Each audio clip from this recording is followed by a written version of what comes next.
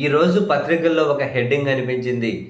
బాబు సర్కార్ అప్పు 2 ఏళ్లలోనే 3,63,406 కోట్లని. ఈ ఆర్థిక ఏడాది తొలి 3 నెలల్లోనే ఏకంగా 33,612 కోట్లు బడ్జెట్ అప్పు చేసినట్టు కాగ్ నెలవారీ బడ్జెట్ సూచికల్లో వెల్లడించింది అని. అంటే నెలకు 11,000 కోట్లకు పైగా అప్పులు చేస్తుండడంతో రాష్ట్రం రుణాల ఊబిలో కూరుకుపోతుందని, ప్రజల తలసరి ఆదాయాన్ని పెంచట్లేదని, రాష్ట్ర ప్రభుత్వ రాబడిని పెంచట్లేదని, అందువల్లే అప్పుల పెనుభారం పెరిగిపోతుంది అని, మరోపక్క ప్రభుత్వ ఆస్తులను ప్రైవేట్ పరం చేస్తూ ఉన్నారు అని.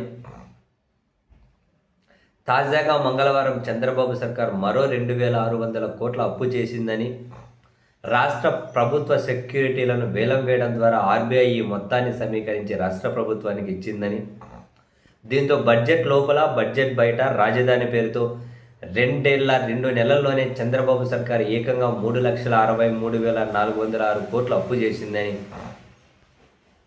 ఇందులో కాగు ఆర్బీఐ గణాంకాల మేరకే బడ్జెట్ అప్పులే 2,02,615 కోట్లకు చేరాయని, ఇక వివిధ ప్రభుత్వ రంగ సంస్థల ద్వారా ప్రభుత్వ గ్యారంటీతో చేసిన అప్పులు 1,13,404 కోట్లకు పెరిగాయని, రాజధాని పేరుతో చేసిన అప్పులు 47,387 కోట్లకు చేరాయని, ఇవి కాకుండా రోజు ఆర్బీఐ నుంచి చేబదుళ్ళు వడ్డీలతోనే చంద్రబాబు పాలన సాగిస్తున్నారని మనం చూసాం. చేబదులు కూడా ఇవ్వలేక దానికి కూడా వడ్డీలు కట్టుకోవాల్సిన పరిస్థితి వచ్చింది. చేబదులు కూడా వడ్డీలు కట్టుకున్నారు. సో ఇది వార్త చూసిన తర్వాత మామూలుగా చంద్రబాబు నాయుడు గారి గురించి తన దగ్గర పనిచేసిన వాళ్ళు, ఆయన రాజకీయ విమర్శకులని ఏమంటారంటే, ఏదైనా ఒక విషయాన్ని అబద్ధమే కావచ్చు పదే పదే జనాల్లోకి పంపించడం ద్వారా నిజమని చెప్పి నమ్మించే ప్రయత్నం చేస్తూ ఉంటారు అని.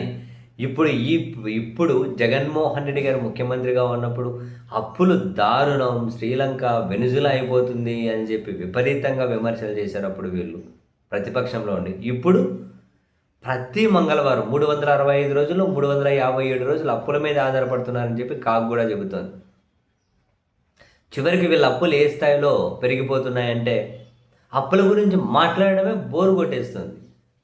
మాట్లాడి నాకు చెప్పి నాకు బోరు, విని మీకు బోరు. ఇదే కదా, ఇంకా దీని గురించి ఏం పట్టించుకుందాంలే అనే అంత పరిస్థితి. కానీ చర్చించుకోవాలి, మాట్లాడుకోవాలి. ఇది ఒక రోజులో అయిపోయేది కదా, చాలా పెనుభారం రాష్ట్రానికి. అంటే ఇంత సీరియస్ విషయాన్ని కూడా అప్పుడప్పుడు చేస్తే సీరియస్గా చర్చించుకుంటారు. ప్రతిరోజు అప్పుల మీదే నడుస్తూ ఉంటే ఇంకేం చర్చించుకుంటారు? మంగళవారం వచ్చింది అంటే అప్పుల వారం అయిపోతే ఇంక మాట్లాడుకోవడానికి ఏముంటుంది? బోరు కొట్టేస్తుంది కదా జనానికి. అంత బోరు కొట్టేనా కూడా ఈ అప్పులు అయితే ఆగడం లేదు. ఒకరోజు మాట్లాడక 2 రోజులు మాట్లాడుకుంటారు. మనం రెగ్యులర్గా చేసుకుంటూ పోతే వాళ్ళకే బోరు కొట్టేస్తుందని చెప్పి మర్చిపోతారని దీని విషయాన్ని వాళ్ళు పెద్ద సీరియస్గా కూడా తీసుకోవట్లేదు. అప్పుల మీద అప్పులైతే చేసుకుంటూ పోతూనే ఉన్నారు.